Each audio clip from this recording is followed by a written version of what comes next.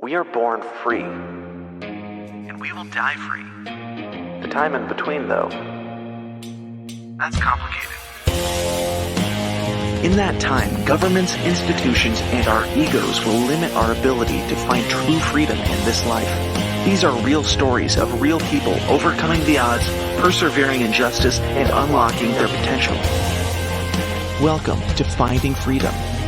Here's your host, John Oderman.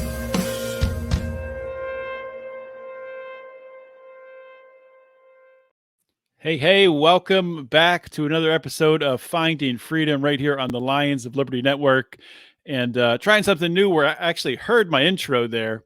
We're doing this editing live. So in my intro, I talk about overcoming adversity and unlocking potential.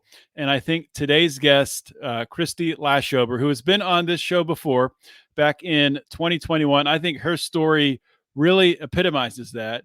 And we're going to talk about her story. We're going to talk about the book that she wrote that came out in June, which has been very successful.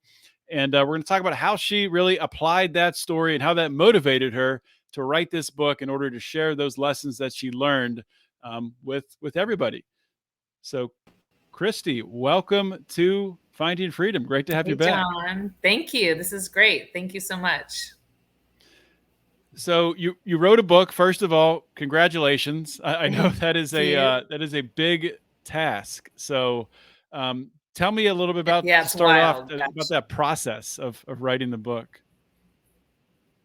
Well, I started to write a little bit prior to getting out of prison. And so writing has really just been something that has helped me understand my thoughts and feelings and just getting stuff out. And then so I thought I wanted to write a memoir, but then I wanted to have that traditionally published. And when you do that, you need a bunch of followers and all the things. So what I did was take excerpts from what I had already written and created this interactive reading book so that it really serves the audience more even than just a memoir. So it ended up, it's been good. It's been about 2 years in the making. So yeah, when you first get it, you're like, wow, okay, here we are. So it's pretty cool. Yeah, it's nice. That's really cool. And we've had you on before, but I do want to go through your story again because it's been about 2 years, I think, since last time you were on the show. And I mean, your story is very unique. And if I'm remembering correctly, your arrest in itself made national headlines at the time. You were selling drugs to a priest, ended up doing 5 years in prison. So tell us about that part of your life that landed you in prison. Well, yeah. And then I was a first time offender too. So you would never think that someone new who, was married to a police officer and was like on the other side of the law for a long time would get that. But yeah, it really stemmed from addiction for me. It stemmed from an early addiction as a child who was in the hospital a lot from birth on. And I just really learned how to manage emotions with Demerol and morphine and all the things. And then so as time went on, I, got away from that more and then just was someone who was always wanting to change the way I felt, and so fast forward, I, got married and I had my own business and everything was great. And then all of a sudden different chain of events happened and I ended up relapsing, which meant I stopped doing all mind altering substances for a long time. And then I had all these emotions I wasn't sharing with anybody. And, because I always thought that holding everything in or, I didn't even really understand my emotions anyway. So how can I really explain it to anybody else? And so I just held all that in. And one day I went back in the hospital for a kidney issue and the nurse offered a pain shot. And I thought, that sounds so good. I don't need it. I know I didn't need it. All the feelings came back like, are you really going down this road again, Kristy? And I thought, you know what? At the time, I just want relief. I just want a little bit of relief from the pain that I was feeling. And I thought, well, that's not going to take me down that road. And it did. And I ended up trying methamphetamine, thinking that would help me not go down the path of addiction with pain pills and all of that. And I thought there's no way I would ever be addicted to that. And I became addicted to it and sold to buy more for less and stop working. I had my own business as a wardrobe stylist. So I love my job. I love my client. So it's crazy how addiction can, it doesn't matter. It just takes everything away from you. And so, and then you pile shame on top of that. And it's just a snowball effect that you just find yourself in, and you're like, what the heck? I'm selling methamphetamine to a Catholic priest. What the heck am I doing? But then, if you were to stop, then you have to face so much. And it's easier just to keep going in your mind, So I did that, and I got arrested in Las Vegas. So when you were arrested at the time, was there an element? I mean, you talked about just now about you have to keep going, because if you don't, you have to, you have to face the music, really. Right. Was there a little bit of relief when you were arrested? No, not for me. No, there wasn't relief really at all, because I knew that it's a possibility, and but you're so in denial and detached. I was. So when it happened, and the feds came through the hotel door, I thought it was the maids. I thought, wow, those maids are so loud, and it wasn't. It was the feds in the morning. And so when it happened, I just kept thinking, this is real, and I'm not getting out of this. So no, I never felt relief. I mean, I felt relief. Nah, I don't think I ever felt relief, because the magnitude of what I knew was coming was really overwhelming. Well, at what point, because you were a first-time offender, like you said, right. So at what point did you realize the magnitude of what you were facing? When I was laying face down on the carpet in the hotel with the marshals. Yeah. Pretty profound. Yeah, I can't even. It's hard to even imagine that. Right. What hotel was it in Vegas? I don't even remember the name of it. I don't remember the name of it. So you go from being face down in the hotel room, really your world coming crashing down around you. Right. How long was it before you got sentenced? Oh, I didn't get sentenced for almost 2 years. Yeah. Yeah, so I was in Las Vegas, but because the drugs were sold to someone in Connecticut, they, actually when in Las Vegas, they were going to let us out on our own recognizance, but on the day we were leaving, the magistrate in Connecticut said, stop, I want them to come here. Which actually, in honesty, I'm sure that probably saved my life. That part. I never want to say prison saved my life. I don't care for that term at all, because prison, I think I saved it despite prison. But if I would have left that day that they were going to allow me to, I don't know what would happen, because I still was in the denial, fearful stage, kind of. Yeah, well, I don't know if you believe in this, but I mean, it's really fate, the way timing works. So that was. I believe in it 100%. And looking back, I see it all so perfectly and clearly, which allows me to trust the future now. Now that I'm clear-headed and living in my truth, and not hiding anything. So now I just trust what's going on. But at the time, of course, I wanted to leave. But so I know it was the timing of everything that was perfection. Yeah, it's amazing when you look back at a tumultuous period in your life, and when you're going through that, obviously it seems like chaos, but in hindsight, you're like, wow, if one thing changed differently there, everything might have gone sideways. 100%. Yeah. Which in that instance, like from the place that I'm at now, that allows me to trust everything that's coming. Which is good. Well, that's really cool, and that's an important think an important aspect that people need to come to understand, because I think a lot of times in life we're trying to force things to happen. Not that you don't have to work. Of course you do Right. have to work. You do have to, put your nose down and get things done. But sometimes just letting things come to you is definitely the way things actually do start happening. I Right. wanted Right. to talk. Yeah, sorry, go ahead. Oh no, I was just going to say, and then, when you're taking the action and that you think you need to take, and you take it and there's a block, and you take it and there's a block, and then you take it and there's a block. I'm like, okay, I get it. I'm going to stop with that action. I'm just going to let I'm going to let happen the direction that I need to go. And that's freeing, really. I never lived like that before. And so now that I do, I feel way more in the flow, which is great, which I love that. Yeah, that is awesome. Yeah. So you spent 5 years in prison, right? Can you talk a little bit about, or talk for as long as you want to? I don't want to confine how long you're going to talk about it for. Can you talk about your prison experience and what that was like for you? Well, I was arrested in Las Vegas federally. So it was Pahrump was the I think it's a holding place or something there. And then I was there for a little while.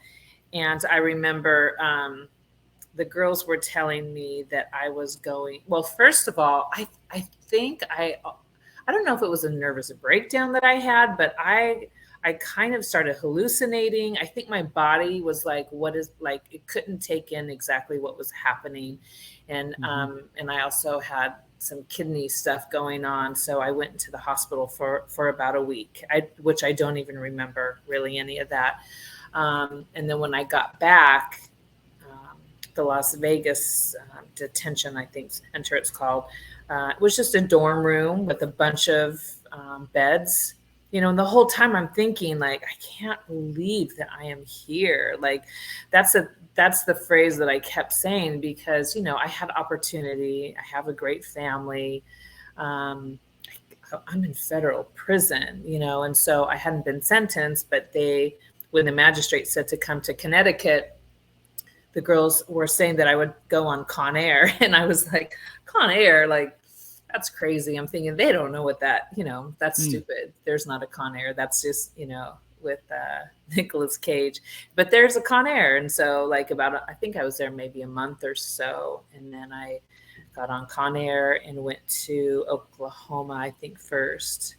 And then from there, I was there for a little while, which the federal prison was too full. So they had me in the county jail, which was a whole other, crazy experience. There's just, one room with tons of women sleeping and drugs and fighting. And I remember there was a pregnant girl that asked me, she said, oh, are you the feds? And, you don't know if you're like supposed to say yes or no. And, like I said, this is all new. Like, at that point, I was like 40. I don't know how old I was. I was 48, so I wasn't a kid. And so I said, yeah. She said, sit right here. And I thought, okay, she wants me to sit right there. So I said, no, that's okay. She goes, no, sit right here. And I said, okay, so I'll sit right there. And then she proceeds to beat up one of the girls that's sleeping, and there's blood flying everywhere. And it's like, Jeez. It was crazy. So that was like my first experience in the Grady County Jail. And there's another girl on the phone. There was a payphone in this little room, and she's screaming to her mother, get me out. And it was overwhelming, chaotic. And I remember when they got our clothes, they actually have the black and white stripe jail suits. And, I got my roll up to get in my bed, and I go to lay down, or go to put it on the bed. And I heard another lady say, bitch, that's where my head sleeps. I'm like, okay, well, I guess I'm not sleeping here. So yeah, it's traumatic. I think back on that. It was really traumatic. And then from that point, when you think an attorney says he's going to meet you in Connecticut, you think, oh, that'll be like normal time on the outside is like, I don't know, next week. You don't realize that that's like months. Everything takes forever, months. And so I was like, months, how is that going to happen? So we were at the Grady County Jail for maybe a week or I'm not sure the time originally. And so we get on the bus at like 3 a.m. What they do too, they have breakfast at like, what time was it? It was crazy. I think breakfast was at like 3 a.m. and lunch was at like 6 a.m. It was very weird. Why do they do that? That's so weird. I don't know. And then dinner was at like noon. It was crazy. And they always watch Shawshank Redemption. So I'm watching them going, are you girls are in prison? And you're watching Shawshank Redemption the whole time. Wow. And I'm looking around going, this is just so weird. Just bizarre. You know? Yeah. So bizarre. You know, you have your tray of food and others are like grabbing your food. Hey, are you going to eat that? I'm like, nope, you can have it. You know, because you don't know what's going on. But and then we went to get back on Con Air. But, you know, we saw duct tape on the airplane, and then they tried for, I don't know, an hour or two, and it couldn't take off. So they took us back to Grady jail. I don't know how long I was there, less than a month, but it was only supposed to be just a couple days. And so, yeah, then I went to Connecticut and Rhode Island, where I was there for almost 2 years. A little bit of that I got out at the Salvation Army for like a pre-trial. And then I got sentenced August 21st on my birthday, actually. Wow. That's kind of crazy. Did you take a plea deal, or did you go to trial? Oh, no, I didn't go to trial. It was a plea.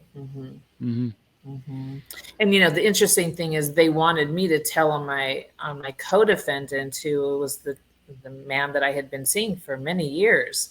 And so, you know, that was a hard part, because they said, if you don't tell, then you're going to be left with everyone else telling, and you'll get 20 years. And I thought 20, like the whole time was mind blowing. And that's why I talk about it so much, because people don't know what really, you know, the way it works. I know you do. You know, my attorney was getting mad, like, Kristy, you have to tell. If you don't tell, then they're going to tell, and you're going to get all this time. And it just didn't sit right. I'm like, why would I tell? I mean, it wasn't like I just stumbled on this thing and I caught up. I mean, I was part of it, you know? And so there was one girl that was inside the Rhode Island prison, and, you know, I was distraught because everyone was yelling at me, wanting me to tell. And the girl said, Kristy, she said, you're the one that has to lay down at night by yourself with your eyes closed. So you have to do whatever you're the most comfortable with. And that was like the first piece of advice that I got from another person in prison that kind of made me like take a deep breath. I wish I could find that girl now, because I was like, okay, I can't tell. I'm not doing that. And so I didn't, but it ended up being all right. No one else told, which is, you know, I guess from what I hear, a big deal. But, you know, we weren't out there on the street as, you know, drug dealers. We were caught up in addiction, and that's what that whole thing was about. So we each got 5 years. That's probably why they were so mad, because nobody was saying anything, and they were trying to get someone to pin it on. Yeah, that's interesting. Yeah, and so if I would have told, I probably would have got 2 years, and they would have got 20 years, and that's unacceptable. I mean, that's insane. It's crazy. Yeah, such a messed up system. Like, and there's no justice. It is, there, and my attorney's yelling. Right, there's no justice, and my attorney. I mean, I had a public defender, you know, because I was like, there's no way I'm going to make my family or ask my family to pay for an attorney. You know, again, I was thrust into this environment based on my own actions. And so he was yelling. He's like, Kristy, everybody tells. They tell on their mama. They tell on their brother. He goes, everybody tells, you have to tell. And I was like, that just didn't feel right to me. So I'm glad. Yeah. I mean, I'm sure it's easy for, you know, I'm kind of thinking back, you know, kind of putting myself now in your shoes. It's easy to do that. But in that moment, like, I mean, yeah, who knows what I would do, or anybody listening would do. It's really, like you said, it's only the person in that situation. When you're laying your head down at night, you have to be able to be at peace with yourself. So, right. And especially as a woman who was a people pleaser, that I think was my first act of not being a people pleaser, and say, I'm not doing that. There's no way that I could do that and be at peace with myself. And like I said, there was 5 people, including myself, and no one told. And I think that's just because we were, in addiction. We weren't, you know, doing anything else except being in addiction, Mm-hmm. which makes So, a so, difference. so were you in? You said you were 2 years in Connecticut. Where did you serve the rest of your sentence? Was that also in Connecticut? No, I went to Connecticut just one night in Danbury because the Rhode Island prison forgot me when we were on Con Air, and it was in the middle of a blizzard. Like I had on a Jeez. short sleeve. You know what? It was crazy, John. I had on a short sleeve shirt, what I was arrested in, and all the marshals were in full like snow blizzard gear to where they had gloves. You could only see their eyes. They had face masks, and I'm sitting there freezing. And Chad, the guy that I went to prison with, said, "Can I give her my sweatshirt?" Because they had a sweatshirt on. And they said no. And so I was freezing, like blizzard. It was crazy. You have the men all lined up, and a few of the women that were in there lined up, and they didn't care. And I was the last one there. Everyone kept going to the vans that they were assigned to go to different prisons, and I was the last one. And that was just because the Rhode Island prison forgot about me. So they sent me to Connecticut, and the guy said to me, he said, Kristy, or Lashober is what they call me, my last name. He said, I can't let you stay here on the bench. He goes, I'm going to have to take you to solitary, but I'll get you as soon as I can. And I promise you're going to be okay. And I thought, so then I am shackled, like walking through Danbury prison, to solitary confinement. It was terrible. And so I remember I walked in, I just heard screaming and yelling and cussing, and just was so loud. And then they slammed the door, and that's when I first cracked. That's where I started bawling. I'm like, I'm not going to make it here. But the next morning they got me out, and then I went to Rhode Island for until August of 2014. So about a year and a half, a little more than that. Then I went to Carswell, Texas. Okay. Carswell. And that's where you spent the rest of your time? Yeah, and the judge had said when I got sentenced that he said that I would be at a camp in California, and no one, I don't think, knows that when whatever the judge says that you're going to go, it doesn't matter. As soon as you're sentenced, the judge can say whatever he wants, and it doesn't matter. So when you go back from being sentenced, you go to Oklahoma, which is the transition center, and then the bus for California left. And then I'm like, why am I still here? And they said, you're going to Carswell. So I hadn't even thought about that, which is a maximum security prison. But because it's a supposed hospital, like a medical center, because I had health issues from a child, they sent me there. So maximum security, what was that experience like? Was that worse than the other prisons, or how was it different? Just different, just different. The one thing that I said to my mom when I called her, I said, these are just trauma hospitals. The women that are in there, that's like, yeah, there may be a few people that are like, have something wrong and have done, some bad things. But overall, it's just trauma. It's just a place to house a bunch of trauma.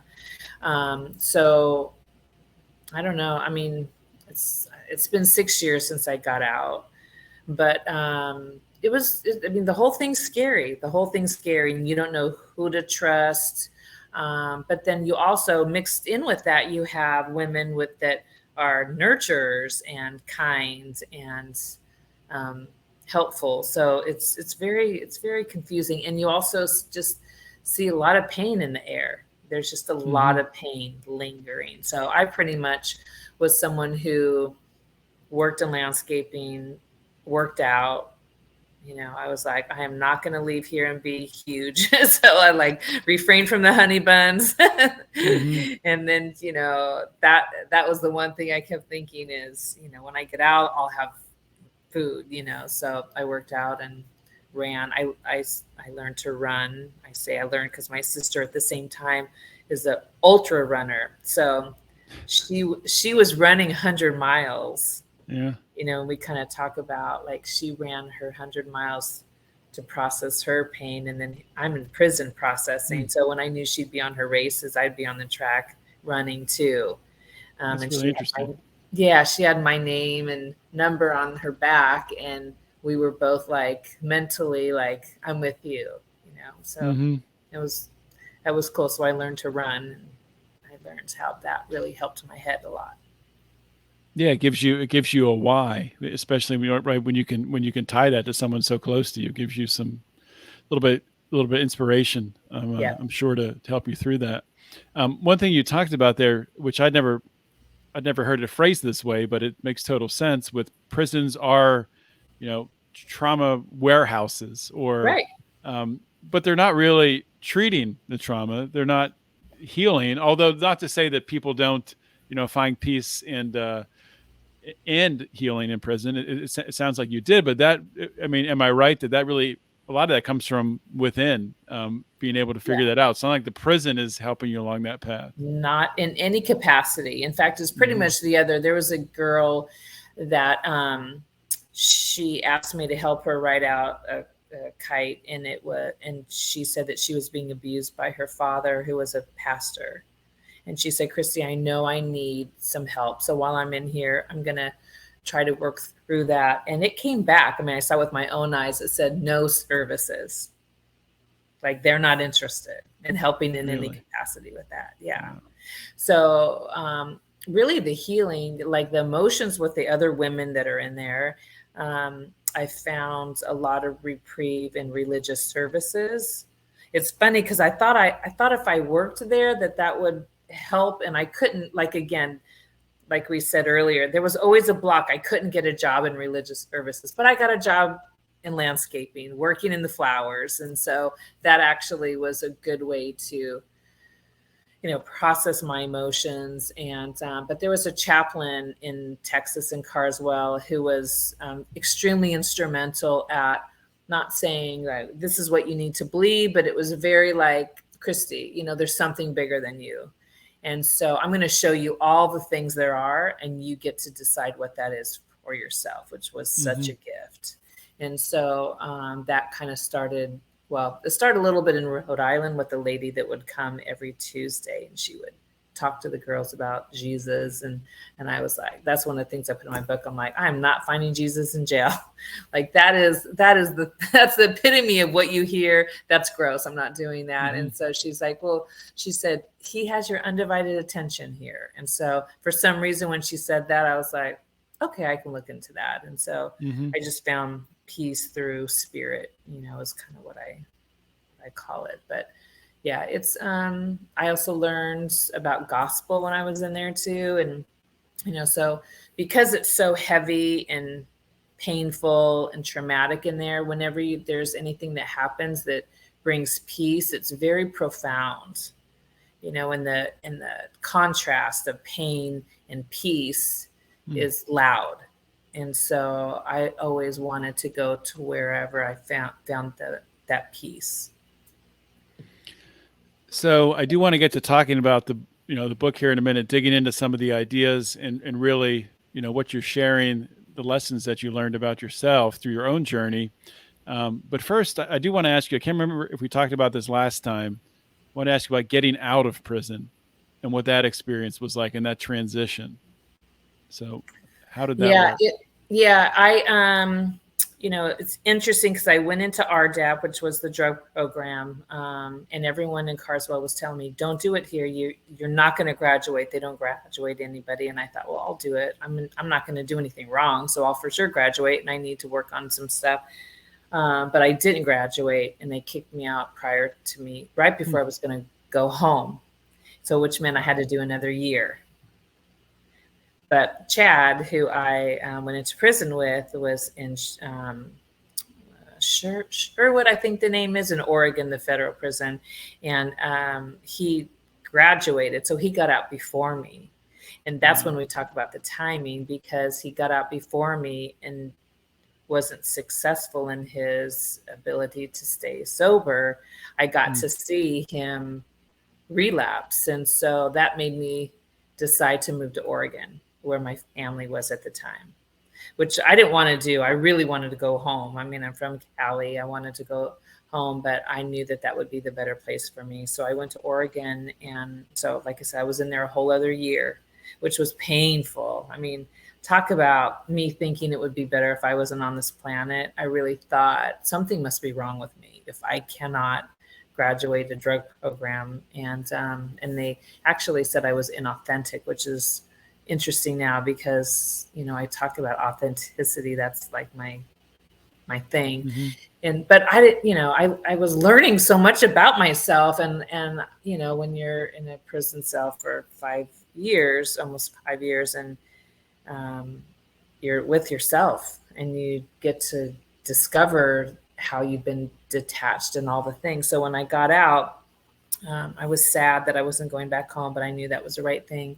Went to my mom's, stayed there for a little bit, and I got a job at a hotel, which, you know, when you're in the halfway house, they say, you know, they show you all the felon friendly places. But in my gut, I was like, if I get a job, if I'm out and if I get a job that I don't like fast food place, it's not going to be good for me, you know? So I said, let me have 2 weeks to try to find a job that I think that I would like. And I found a job in downtown Ashland, Oregon at a hotel, and the guy hired me, and I was like, oh shoot, he didn't ask about my background. And so I remember that was the first time I was like, oh man, I felt like I wanted to throw up, because I had to say something to him, because I have a probation officer. And so I said, I decided, someone helped me decide that, like, you don't have to say everything. You don't have to say, here's what I've been, here's what happened. I just said, I just want to let you know I have a probation officer in my life. So I want to be transparent. If you have any questions, you know, I'm open to share. And he said, nope, I'm good. I said, thank you, Jesus. Okay, we're good. You know, but that was traumatic. Just that one phone call was traumatic, because you have so much shame, you know. And so I started to work there, and a big pivotal point was when there was the halfway house guy there. You know, it's funny too, because he said, Kristy, when I look at your, you know, PSR, he's like, you seem like such a person that I didn't want at this halfway house. Like, you seem like you were just going to be a nightmare. And he's like, that's why you can never really tell what's on the report, because you're such a different person than what I saw on the paperwork, you know. So he thought it would be good if I went to reentry court, which was a once a month on a Friday for the majority of the day, with the federal judge, prosecutors, defense attorneys, everyone around the table, and they say, how's your month? And they interact with you. And so, and they said, and then you get a year off. I'm like, yeah, I heard that before with RDAP. Yeah, I'm not falling for that again. But I went, and I experienced one of the most amazing things that transformed my life. There was federal judge Ann Aiken, who's like my mentor. She refers to me now as her dear friend. I mean, what a gift that is. I mean, just her saying that. So she's been an example of moving forward and bringing people along with you. So she's always bringing everyone along with her. And she recommended highly that I get back into college. I did that. I went to Southern Oregon University. I got all straight A's. I kept going to the reentry court, and they would say, so what do you need from us? And literally one time I said, I have a criminology paper and I still need to get an A, and I need some help on that. And literally one of the prosecutors raised her hand, and she said, Kristy, my husband is works in the criminology department, and our kids are out of town this weekend. We'll help you with your paper. So it was everything from like anger management to whatever you need. And so that was so profound for me. And so I wasn't going to share anything when I got out, you know, about where I was. I moved to a new state, but little by little, I realized that if I shared a little bit, then it connected me to people. And every time they were so kind to me. And so even when I went back to school and I walked in the door, I was like, man, I was fearful to walk back inside the school and say where I was. But there was one lady that was like, the girl that did the financial, like the FAFSA and all that. And her interaction with me was so beautiful that, she asked about my address, and I said, again, I was like, okay, well, and your whole body goes into shame immediately, and I said, well, I was in prison. And she looked at me, and she could have like responded in a million ways. Mm-hmm. But she said, oh my God, this is going to be so great. And so, which I wasn't expecting that. And she just like was so excited to help me with everything. So, and it still makes me emotional because that was like, she could have done it so many ways, but that just I kept running into people that responded to me like that, which was everything. I think that's really powerful, right? And that's something you talk about in your book is, really like taking ownership of your story, right? Right. So why do you think that is, such a, it kind of breaks down barriers, breaks down walls between people, right? Why do you think that is, that being open about the trauma that you've experienced, about, what you've been through, what you've overcome, but why do you think people can relate so much to that? Or are attracted to it, really?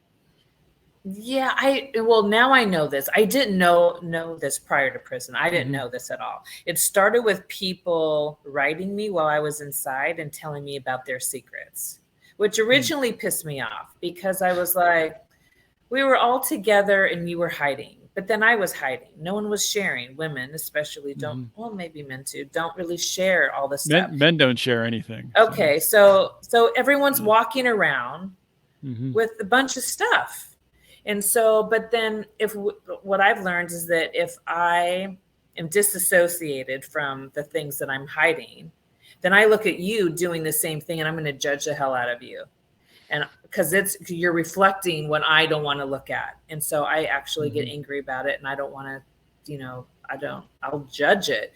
So what I realized it was happening before I even realized, when I shared a little bit, someone else would share with me their thing when I got out. And I think me being transparent, but humble, not like poor me, I was in prison. It was like, I'm afraid.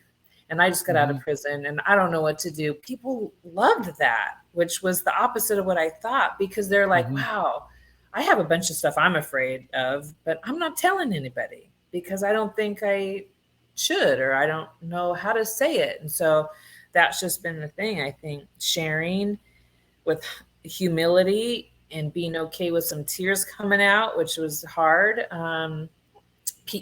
That connected me to so many people that had never been to prison before. Yeah. That's the key, I think. That's amazing. And that's really what life is all about. What it comes down to is connecting with people, right? And that's how, I'm sure that helped you with putting this book together and getting to the point where you're able to publish the book. That's connections, relationships that help you get there. And the book is called Perfectly Flawed: Uncovering Your Greatest Purpose. So let's talk about that title. How did you come up with that? And what does that mean to you, uncovering your greatest purpose? Well, originally the title came from a moment when I was in the drug program, RDAP, and the lady said to me, she said, Kristy, you're a flawed human being. And I immediately got defensive. I got angry. I was like, no, I'm not. And then when the words came out, I thought, that's weird because of course you're a flawed human being. But what I heard in my head was you're bad. And so unraveling that, I realized that we all make mistakes, and all of us have flaws, and we all try so hard to hide it, which is blocking us from our purpose. And so once you just lay it all out there, this is me, this is the parts about me that I love and the parts about me that I'm not that happy with, but when used for goodness and connection, it actually can kind of catapult you to your greatness is what I've found. And this is a journey. This is, this has just been the things that I've been experiencing and realizing, doing work, writing, connecting, being honest. And, I say like, I'm like one of the most free people I've ever met. And what a gift that is from someone who hid so much. And so I just kind of want to give that gift to other people. So I just shared really transparent stories, and then, ask the reader, because I know that's how we're going to heal. That's how we'll heal humanity, is to just connect on different levels. You don't have to be in prison. You just have to, be a human being, and you have past stuff that that has shaped who you are, and maybe in parts of it, if you're hiding, are hindering you from your greatness. Mm-hmm. Does that make Absolutely. sense, Anna? Yeah. And, I can totally relate to that, because, obviously I've interviewed, being the host of Felony Friday, I've interviewed hundreds of people who have been to prison. And, sometimes I get frustrated with people when I'm telling them about these great interviews I've had. And when I try to explain, the obstacles, the pain that people have gone through. And when you hear that story, I think anybody can take away lots of things from it. You can take away motivation from it. You can take away practical advice from it. And I mean, I think a lot of people really didn't understand the power in these stories, and even the characteristics and traits that you see in someone like yourself, who has been through this experience of going through prison, coming out on the other side. And really I think a lot of the traits that you learn that probably are unlocked and derived from that pain are similar to the traits of someone who maybe is, building a business and is going through obstacles and having to really look themselves in the mirror, much like when you're in prison, you're having to look yourself in the mirror and face your fears to overcome, to get through that. I think there's a lot of commonality there.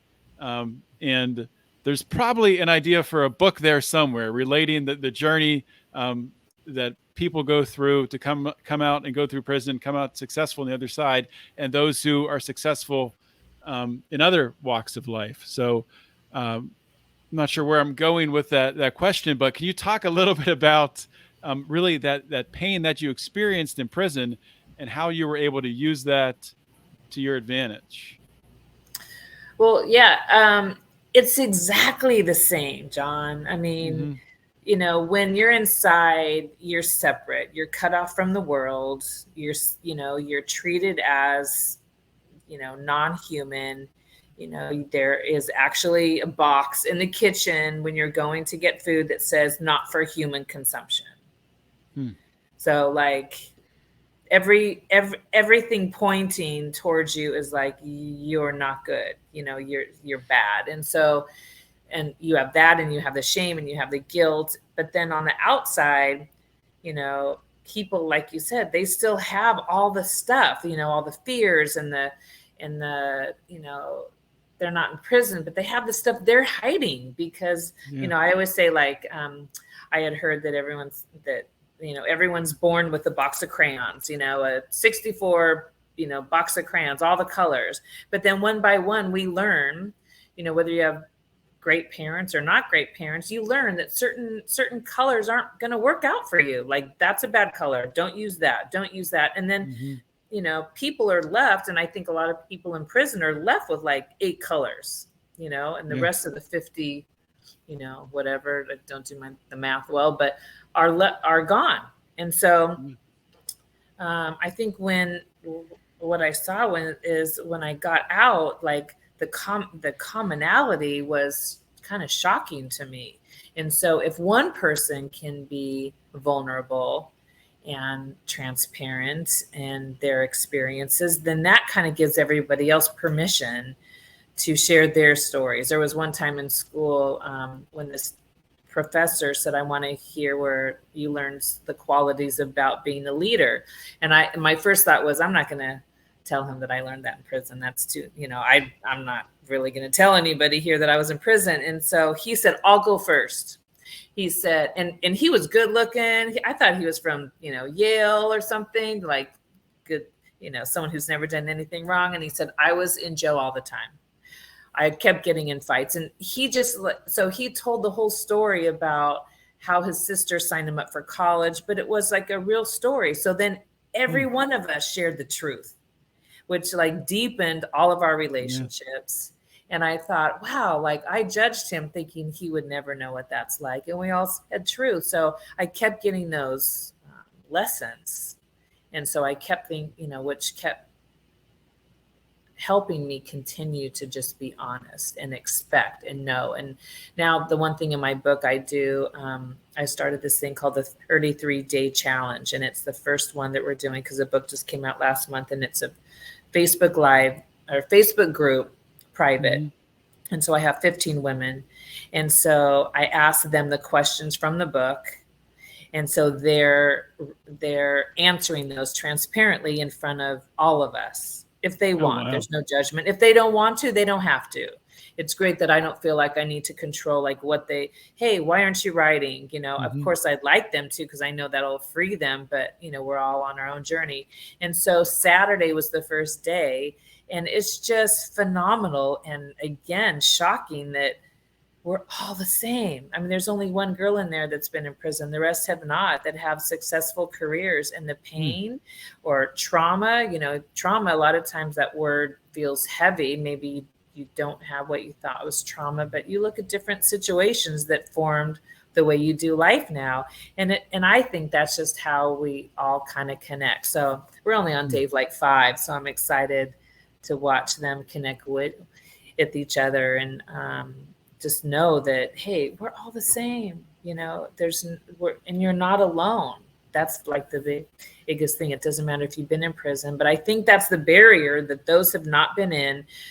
It's easy to judge those that are, because it's like, wow, like, I don't think they're thinking about it, logically. I think it's in their subconscious. They're like, oh, look, they got caught, and look at, they're showing their weakness because they're in prison, and they work really hard at hiding all their stuff. You know what I mean? Yeah. I don't know if that makes sense. Oh, everybody's good at, hiding the things that they think are, that need to be hidden.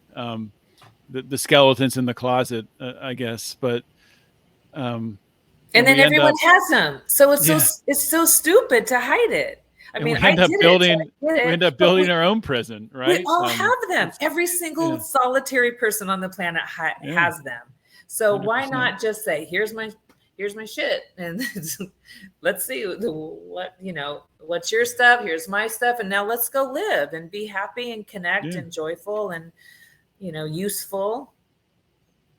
We're all afraid of different things, right? Of being judged in different environments. Maybe we put on a mask to act a certain way because that's the way we think we have to act in that situation, or that's what we have to do. But for sure, it's just crazy. I'm curious. So you were talking about this small group that you're having, with these women as you're going through interactively with the book. Is this something that you plan on continuing to do over time? Yeah, and it doesn't need to be just with women, I don't think. There was just, the cutoff was 15 people, and it was just women. But I think, we learned from each other, women and men both. And so, but yeah, I think that's just, if I can create space for people to share, that's kind of the joy that I have in that. So yeah, it'll continue. That's so fantastic. I wish I could remember when I had you on. I should have listened to your first appearance on this show before this, because I wish I asked you then and listened to it, where you saw yourself in the coming years. Because I don't know, did you see yourself writing a book back then 2 years ago? Or like, when did that process, like at what point in time were you like, this book is happening 100%?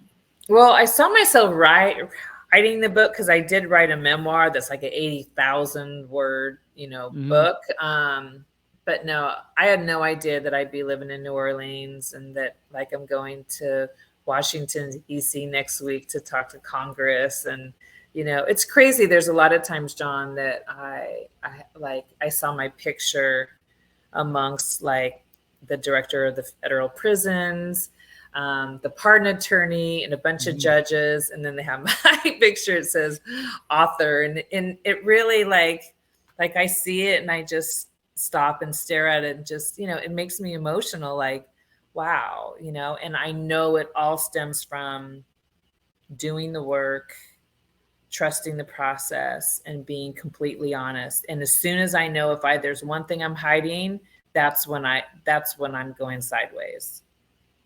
Because, we all have our own paths, and that's got to be okay. And even in the family system, a good family, we all still have our roles, but they don't serve us, so if we can like break out of that, and then a lot of times one person that breaks out of that a little bit, then that kind of heals the whole family, if they want to be healed, which has happened. But yeah, no, I would never imagine, especially living in New Orleans.